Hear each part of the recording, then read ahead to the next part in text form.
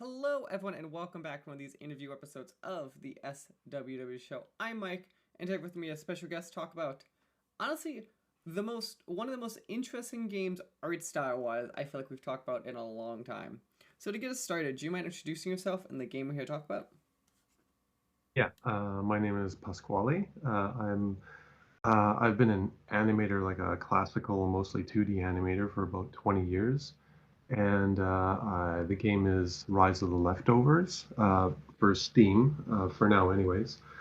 And this year was basically my break into video game development and just giving it a go. That's pretty much it. So we're gonna get into the games. Like, I'm curious. So you said you've been a practical animator or classical animator for the last like 20 years. Um, Yeah, yeah. How has that been as we'll kind of jump into the game itself? How is that? Because obviously the most obvious in my head changes is the frames per second. Is there anything else I'm not functionally thinking of, like when you're animating, like how much of a different experience, I guess, is this kind of from that art point of view, kind of between the two mediums? Yeah, I mean, to be honest, I'm not really. I've never really been a huge gamer because I just haven't had time to play games. Like, because I also have like a family and all that stuff. But animation-wise, there's like coming from a classical background, where you're basically drawing everything. Like most animations these days is like a lot of tweening, a lot of stuff that looks sort of flash-like and it comes across pretty good. It's very easy to make, and this approach was more classically driven. So like the entirety of the game has about, I'd say it's at least 3,000 drawings. So it really takes. I was always worried about what the frame rate's going to be for the sprites. It seems to be going okay, but coming from a classical background, it's something that I guess it's something that I just haven't seen in most video games. Like I'm not like I don't really know what's out there. All I know is like, Cuphead. I think most people are familiar with Cuphead, and that's probably the most classical old style animation game that I've seen so far. Um, but I wanted to take what I'd learned from 2D and bring it into the gaming world. So I mean, I'm pretty sure there's practical reasons why people don't do this many drawings, but Yeah. When um, you I like I think I am it would just picturing the just the testing and checking to make sure they're all correct in Engine. I feel like it's just a headache oh on its dude, own. it's a nightmare. It's a nightmare. I don't know why I did this. It was supposed to be like a short. Well, it is a short. This thing's going to be probably by the time it's released, maybe it'll be about 6 months that I've been working on it. So it's not terribly long, but it is kind of it's it's a pain. But it at the end, I think it looks pretty good. We're jumping into then Rise of the Leftovers. Obviously, people have leftovers is what it literally sounds like food, and immediately, as you can imagine, what I was drawn to was this very it's like this 80s 90s cartoony look almost to it. Where did kind Yeah. of Rise of the Leftovers come from? It was just like sort of an accident. I was this year I started learning Python and the Godot engine, and so I was getting used to that. And then when it kind of clicked, like I kind of got used to coding. I'm like, oh, okay, I think I can do this now. I can start experimenting. So I was doing tests in Godot of like making characters that could pick up stuff, put it down, and so on. And then I thought, I always wanted to make something that was similar to like a Punch Out game, and I just couldn't figure out how to do it. But once I kind of understood the coding, I'm like, oh, okay, I think I can do it now. And so I put a little experiment together, and I showed it to a few friends, and I got a lot of good feedback, especially from like my 2D friends, like other animation colleagues. They loved it, and I thought, well, I don't know, why don't I make a game out of it? I mean, the title's stupid. I just picked whatever came to mind, and it wasn't like I did any kind of research. I just sort of let's make something, let's make it short. The advice is when you make your first game, make it short, do it simple, make it manageable. So I think I'm going that route. and we'll just see where it goes. That's pretty much it. And the style was just I didn't go for any particular style. I just drew the way that's the way I draw. There's no real like referencing anything. I'm just kind of winging it. Interesting, because it very much to me, like, and it's probably more reflective of, like, probably the animation where you grew up on, or kind of animation I see a lot, because it very much reminds me of, like, I look at it and go, oh, this is the era where I feel like I picture, like, when I see the animation look and the way it is, and maybe it's more reflective, if anything, the industry at the time of when I think this stuff. Um, Yeah. was there any sort of cartoony reference, either consciously in the Well, moment you're looking at, or looking back on, you're like, oh, I really pulled from this, that kind of you drew from? I mean, I grew up watching a lot of like Looney Tunes, right? So it probably comes from that, like Looney Tunes or Ren and Stimpy, any of the stuff that's generally in the 90s that I grew up with. What else can I think of? Can't think of any other cartoons off the top of my head. Uh, Attack of the Killer Tomatoes. I mean, other shows like that. But that's what I grew up on, and so I think it's just instinctive to draw like that. Because like if you ask me to make something that looks like anime, I can't do it. Well, I could do it, but it would be a lot harder to have to get used to the style and kind of familiarize myself. Yeah. No, that makes sense. So obviously, like when I saw the thing that is one of your big ones is like that the hamburger. Obviously, there's like some other kind of food items. Is there any food of yours that not even playing, I guess, when you think of the design or the style of it, that like is your favorite to either look at or was your favorite to kind of draw and kind of think about? Oh, like the any of the ones that were made, or ones Mm-hmm. that Like, like just off the top of my head, anyone that I would like. or any of the ones that you haven't got to yet that you would like to think about too. Oh man, there should have been probably should have been like a lasagna guy or a hot dog guy. I mean, those are pretty classic. Um, yeah, yeah, the messier the better, but I mean the messier is also like the more trouble it is to make, you know. Like I got I don't know if you saw the latest trailer. I mean I dropped it like a long time ago, but it had the other guys like the pizza guy and there's like a grilled cheese and a celery guy. And you know, the more toppings on these guys, it looks great, you know, but every line you draw is like you're gonna have to repeat that line drawing again and again, right? But I like the ones that are layered, you know, like burgers and sandwiches, and they all have like it has a character to them. They're fun to look at, but I definitely think, you know, something saucy would have been great, like That a would have been really tomato saucy lasagna or I was gonna say something. that'd be good because I'm picturing like when you punch him, it punches you like the sauce kind of getting over. But then you have the secondary problem of very quickly. I feel like this gets out of hand for the amount of work too. Of like, I feel like we're Oh leveraging man, all like the stuff you could start doing very quickly. yeah, well, I mean, just you know what, some of the suggestions I got from some of my friends, like, oh, you should put this in and make the character do some kind of action, and it's like that's really cool. But then you think that's maybe about even a simple action. It could be, you know, a couple days work minimum just to fit it in there. It would look great, but you know, there's kind of like a limited. We have like a limited time. You have to pick and choose your battles. I mean, I would have loved to do, you know, a ramen bowl. You know, every time you hit him, it just sloshes Oh around. god, that'd be That so would be a good. lot of fun. Or the fun one is like it's like a two phaser, and the first phase is the bowl, and then like it's like the ramen being together with. I like you could see like different ways to kind of run down Yeah, that. like when I make this, I mean, hopefully it's as good as it looks, you know. And I mean, I would just love to expand on it and just make, you know, I mean, maybe people who really like it will say like, oh, could there be this monster or that monster? And then yeah, let's plug it in and have fun. You know, that's kind of the idea, right? I mean, of course, you need to make a living off of it, but I want to do what's fun. Let's kind of talk. So we've kind of talked about obviously you're kind of interesting because like your background's this classical animation, and that's kind of the I think kind of the initial sell of this game. But obviously it's a game and it's a fighter. What? So let's kind of walk through, right? So obviously I hop in and I'm well I'm the guy in the kitchen kind of. What does it look like? Am I jumping like around to around? Am I going to different rooms and fighting this food? What is the kind of that gameplay like? Yeah, I think if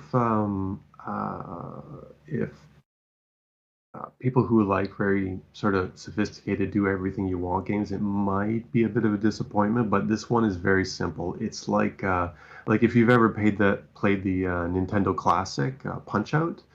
You know, you're basically the character is standing is only in one spot, and you can just shift, right? So there is another game that came out last year that's very much like Punch Out. But you're basically in the spot and you can either dodge, block, or counter punch. It's very simple.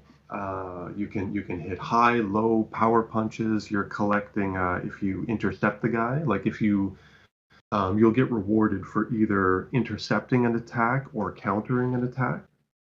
Um, and you can play with that, but it's kept pretty simple. I mean, the focus is really the smoothness of the simple gameplay, and the main focus is animation. It's got to look fun.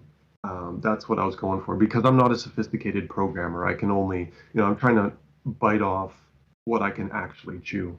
Um, but that's what the experience is going to be. And as you keep playing as you keep defeating each opponent, there's not too many. There's about like eight or nine, and and each time you defeat one, you might learn a new technique or a new move, right? So you'll learn like counter punch combo, uppercut combo, or then you kind of the next level, you put them together. So I'm kind of playing with that, but again, it's like I couldn't go too far with it because I have all these ideas in my mind. That's just going to take like an extra week to fit it all together. So it's pretty simple, but for what it is, it's should be enjoyable. Almost seems like that fun, dumb, like almost arcadey level of like sure you're learning stuff, but like the point is just Yeah, kind of go mess around type game. So it's interesting how you kind of have some natural level of progression, kind of with the tutorializing of the kind of game mechanics. Did that kind of come across? I'm curious. Was it any sort of like kind of natural, like oh I need to find out how to teach players? Was there some sort of feedback you kind of pulled from? Like where did that yeah. kind of thought I come don't from? yeah I don't know if you played the demo, but at the beginning it was um, the experience of I put out the demo so everyone could play, and then I didn't expect all these bugs to come back because I thought that I covered everything, but I started tidying that up. So that was like a little bit of a reality check. And the feedback that I'd gotten is that when you progress from like first guy's the burger, the next guy's the cabbage roll, but the difficulty just ramps up huge. And most of the people who I asked to game test it, they didn't play anywhere past the cabbage roll, maybe because they got discouraged. But so after I talked with a friend of mine, we talked about making it.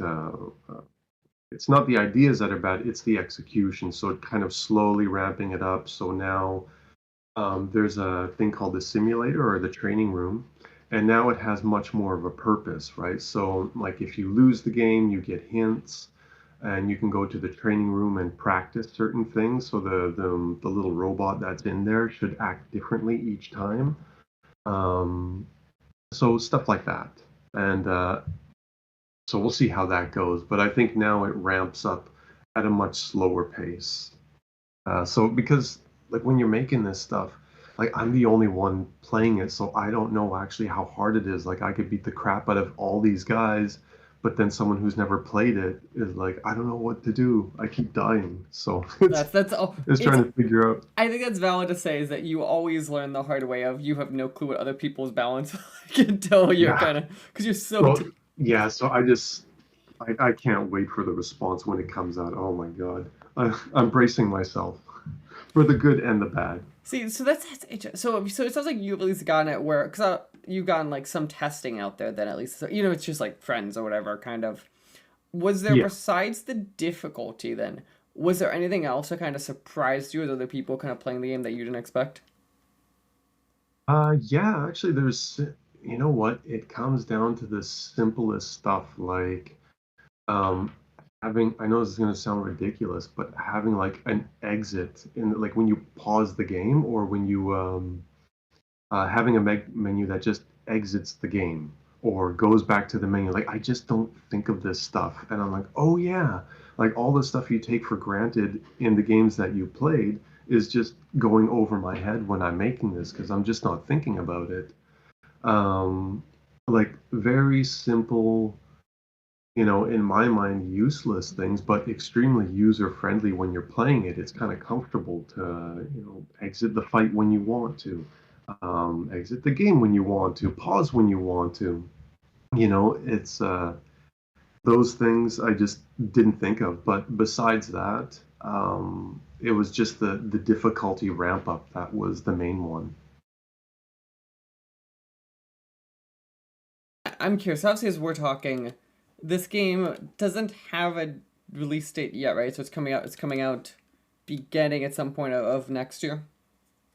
Yeah, well, no, I want to release it for this month. Originally, I tried to do it for October 31st, but I came down with COVID, and that like really sucked. It was pretty bad. So I had to postpone the date. So then I made the demo release October 31st. And then I had to keep pushing the date until right now I put it, it just says December, but I put it at the end of December for now just to keep it safe. Because, like, I think, I don't know if you're familiar with Steam, but it's like uh, when it's 2 weeks before you release the game, like if you don't change your date before then, you're kind of locked into that. And I didn't want to get locked in, so I kept kind of pushing it. But hopefully this month. It'd be nice if it was like for Christmas. That'd be kind of, be kind of nice. I'm digesting next to the relatives. I need to digitally beat up some version of the food. That's fair. It's a good like end of the year type thing. Yeah, yeah. Take all your aggression out before the new year. But no, that's yeah. People don't know also as you're saying there. Yeah, Steam's really weird. Of you have this like front end date that we all see. That's where you see like the coming soon, whatever people kind of throw there, or usually date there. And then you also have this like back end date that just tells Steam are releasing stuff by. And it's this really fun thing. I don't know if you know this little trick. Is that if you forget to change it before the date flies through, Steam's backend act like you launched a bunch of boosting stuff, even if you actually didn't visibly launch. Which is just like, well, I wasted Yeah, that if you like missed this date. yeah. That's what kind of freaked me out. Like when I listen to a lot of YouTube videos on putting up a game on Steam and marketing and that sort of stuff. And the one thing was like, make sure you change your date. Steam will tell you when it's about to launch. So if you're not ready to launch, make sure you change the date. So it always freaks me out when I get that email. It's Steam's backend, as you'll experience and have started experience, is something that I don't think you could ever fully wrap your head around. Like it's there's a lot of little nuance this, nuance that. It's just like the truth though is any console backend's kind of like this. They're all kind of unique. It's just Yeah. kind of Steam gets the most hate 'cause it's the biggest. But Yeah. I think, but I mean, in retrospect, it's, like I don't have experience with other consoles, but I would say, it's so easy to upload a game there. So I'm basically not going to complain. For all the user complaints on Steam, I'm just like, it's pretty good for a beginner. To just, you just pay the fee and off you go. see, as we're talking, then we said this is so this is coming out. Plan is at the end of this month. Yeah. What kind of does the future look for you then? Kind of, are you waiting to see kind of how feedback this goes if you'll continue on this type project or something new? Kind of what are Well, you kind of feeling? well, I hope so. I mean, because this year I've been unemployed, and I made a decision to learn something completely new because I mean I don't know what field of work you're in, but usually most fields have their down cycles, and animation is it seems like it's kind of dry right now, and it I have always not. it feels like Animation and any video games are kind of the two consistent that I've seen. Like actually, basically any okay, entertainment. It's entertainment. It's kind of that level of all of them seem kind of in this weird extra slump right now. That it seems like everyone's trying to figure out like what's the yeah, future of them. it scares the crap out of me sometimes, and I've been doing this for 20 years, right? And I still get nervous. But yeah, I tried to break into something new. So I mean, it is an experiment, trying to put my best foot forward, so it's not just crap. But I'm prepared for it to not do well. But the idea is that we get experience, we get a game out there, and then hopefully I'd like to make another one, because it is meant to be like another source of income, or a different job, basically. Because I want to kind of break a little bit out of the animation industry that I've been in for a while and try something new, not totally different, but right next door. So that's kind of where I'm going. And if there's some success with this, then great, because I've got lots of ideas. Um, but if it doesn't, then well, we see. Maybe I make something. Maybe I keep doing it on my free time, which I mean, it just means it's going to take longer. But I don't feel like I want to stop, because from what I understand, is the majority. I think this guy on YouTube who's talking about marketing. I can't remember everything. I forget in the moment. But he was saying that about 70 to 80% of developers only make one game. They never get to the second game, and the marker of success is to continue to make another one after another one. So that's what I'm going for. But it all comes down to, can I afford it, right? So It's, yeah, I mean, we if we it's were successful, great. describing the age-old problem, I think, of indie game. It is funny because it's both this combination of like everyone's kind of saying it. It's also the thing that when I was talking about indie development of like I like to keep doing this, but it's do I have sales? Do I have funding? Do I have eyeballs? All of those fun little checkboxy type Yeah, things. Is there? yeah. I mean, that's kind of how it is when you get into anything new, right? Like where you're re-educating yourself in something totally new. It's kind of a risk. I mean, if you don't have a lot of cushion. Mm-hmm. No, that is very true. So I'm curious, kind of after going through this process, kind of making the game, learning Godot, and kind of going through it. Is there any lesson or kind of something looking back on that kind of really stands out to you of something you've learned in this experience? Yeah, I think ideally when I think about if I do another game, definitely I don't want to do it by myself. I mean, I'm not doing everything. I'm not doing the music, but everything else is just like it's a one-man machine, right? I would ideally like to team up with a couple of friends because it's just more efficient. Like I think everyone who does a solo dev wants to. Probably, I wanted to do it just because I want to get it out of my system. I want to have full control over my one baby that I'm trying to make, right? And I don't want anyone to push it around. But after I get that out of my system, I'm like, okay, I want to work with people. That's the one thing I would I was about just to say change that if I that's. made another one. I think that sense of control is probably the best way to describe of like for both good or bad, right? Like inherently when you're making a thing that you're like I made this, you kind of want that sense of control. And that Yeah, is it's a very pride issue. true of like I think that is kind of the drive of people because like whenever you work with people like your idea is going to get pulled apart so much more because like there's other people going to throw ideas or adjust a thing or kind of like if they implement it, it might be different than you did it like there's going to be a lot of that kind of thrown in so Yeah, and two is like also it's like if you because I'm not in a position where I'm able to pay people, right? So it's kind of like, but I couldn't really ask you to commit, 4 months of your time on something that might or might not work, right? So I mean, you could do it if everyone's like, yeah, let's do it. This is awesome, right? But it's I'd feel guilty if I destroyed someone's if they felt it was for nothing, right? So I think in the beginning it might be better to do it solo, something simple, and then learn some lessons from there. perfect. But yeah, so as we were saying, the game is Rise of the Leftovers. You can go wishlist it right now on Steam. Is there any other spot we should be sending people, website, any of that fun stuff? I think my tags mostly on I put my stuff mostly on Instagram. I have a website. It's called Mountain Animation, MTN Anim. .com.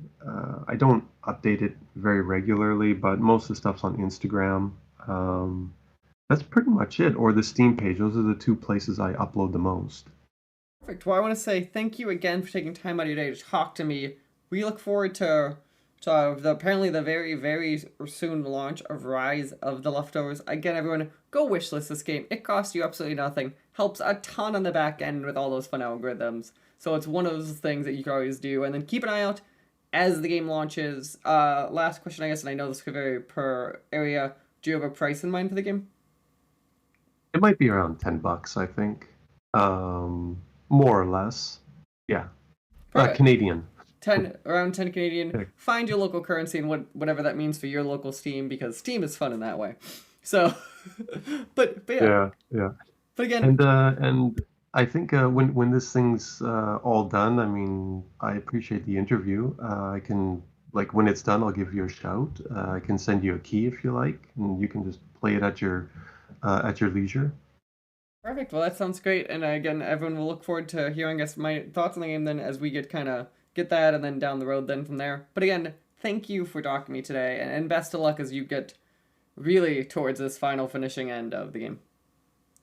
Yeah, I appreciate it a lot, Mike. Thanks.